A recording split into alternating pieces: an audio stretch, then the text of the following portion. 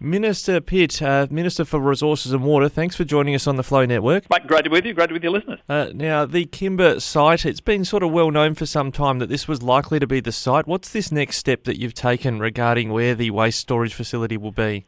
Well, I've issued what's known as an intention to declare, and that is for the site at Napandee near Kimber. And this is after a process, in terms of this iteration, has run about 6 years. We started with more than 20 sites that volunteered to be assessed, and that's now been narrowed down over that long period of time to the site at Napandee near Kimber, where we've got a strong and supportive community. It meets the technical needs in our belief, and we're getting on with it. And I noticed from your press release there's strong support from the adjoining neighbours as well. Oh, that's correct. We've got 100 support of all adjoining neighbours to the proposed site. It's quite a size, to be honest, for what else is also required in terms of the footprint.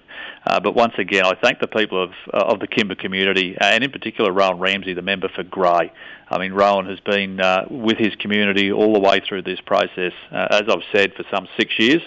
There is no better informed community around this piece of infrastructure anywhere in Australia than the people of Kimber. And for them, I mean, they believe it'll help with their local economy, that it's a net positive. And for the Australian people, this is a facility which will last for more than 100 years, that every Australian will utilise in their lifetime due to nuclear medicine.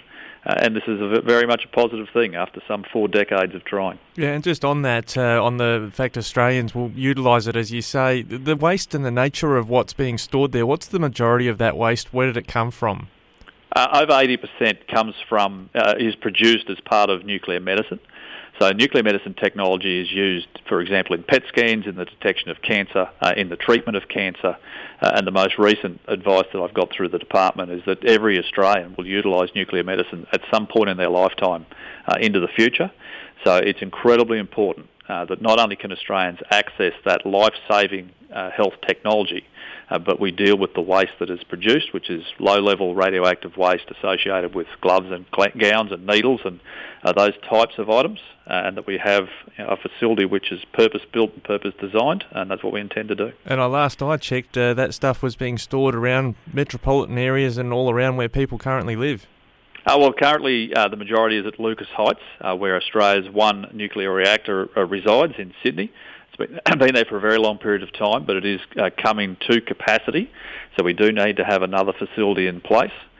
So this will be a purpose-built, purpose-designed facility in a community which is in the majority supportive. We've taken a very long view at this. More than 15 ministers have tried to get this finalised since the 1970s. But it is an important piece of national infrastructure. And once again, I want to thank the people of the Kimber community who have been incredibly patient. They've worked their way through the process. And we're at the point now where I've issued the intention to declare notice. There'll be a 60-day consultation for those who are directly affected to provide comment to the department. And then we'll look at the next step. Yeah, just lastly, what is the benefit to the Kimber community, and even that northern part of South Australia, from this actually going ahead? Well, there'll be roughly 40 jobs, we believe, associated with the facility itself, so it does add into the local economy. The Australian Radioactive Waste Agency, which I'm standing up, will be based in Adelaide. So for the people of South Australia, that'll be more jobs into their economy. And these are highly skilled, highly technical positions. In fact, we're currently undertaking a worldwide search for the first CEO for AWA, for the Australian Radioactive Waste Agency, because it's a pretty specific sort of skill set, and we want to make sure we get the right people. Yep. Minister Pitt, thanks so much for joining us today with the scramble to get everyone out of the ACT before a lockdown. Much appreciated. That's great to be with you.